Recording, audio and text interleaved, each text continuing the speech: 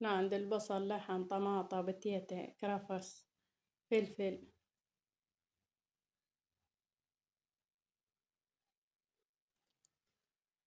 بهارات دولمة، فلفل حار، ملح الليمون،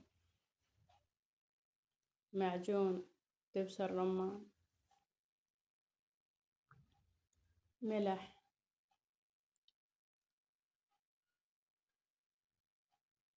الجدر خليت بيه طماطة وبتيتة وزيت شوي.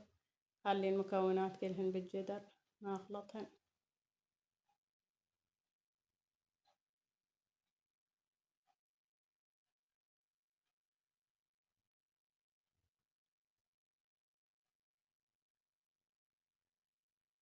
أخلطهن مع بعض.